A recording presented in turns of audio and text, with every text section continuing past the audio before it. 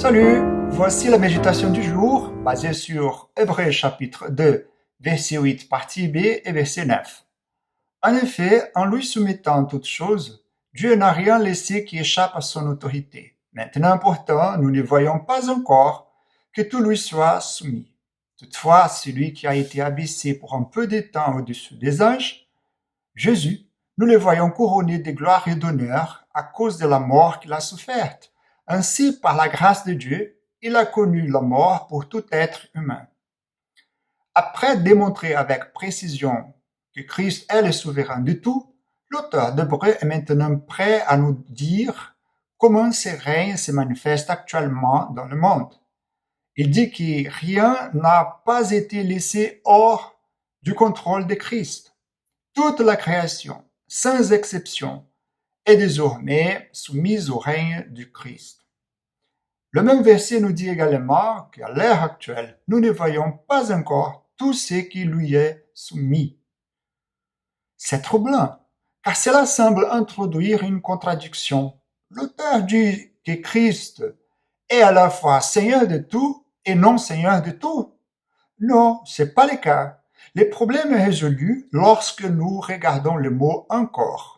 D'un point de vue terrestre et temporel, nous ne pouvons pas voir tout ce qui se passe dans l'univers. Quand nous regardons autour de nous, il semble que le monde ne soit pas totalement soumis à Christ. L'humanité ne le sert ni ne le loue. Il y a beaucoup de mal dans le monde, mais ce n'est qu'une perspective terrestre. Si nous pouvions voir les choses avec des yeux qui ne sont pas liés par ces limitations, nous verrions que Christ contrôle pleinement toutes choses. La pleine manifestation de ce règne est encore à venir pour ceux d'entre nous qui, à l'heure actuelle, ne peuvent voir que par une perspective terrestre limitée. Sur ce point, Jean Calvin écrit: alors que le Christ poursuit continuellement la guerre avec divers ennemis, il est sans aucun doute évident qu'il n'a aucune possession tranquille de son royaume. Il n'est cependant pas obligé de faire la guerre, mais il arrive par sa volonté que ses ennemis ne seront pas maîtrisés jusqu'au dernier jour. Que voyons-nous donc à l'heure actuelle?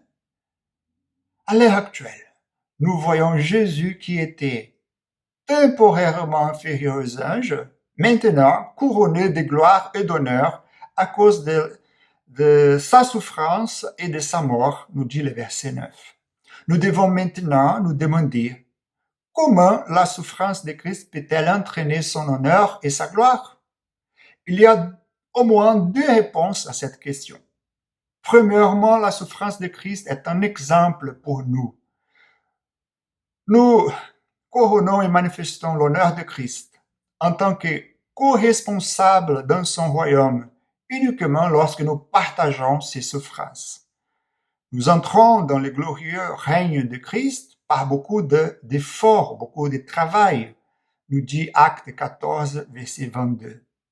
Deuxièmement, Christ reçoit gloire et honneur après avoir souffert parce que nous le connaissons maintenant d'une manière nouvelle.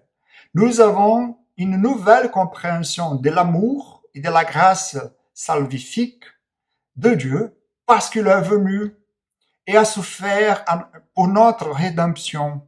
Nous pouvons maintenant voir sa grande gloire comme notre Rédempteur et nous délecter de sa grâce qui l'a conduit à goûter la mort, à expérimenter la mort pour nous tous.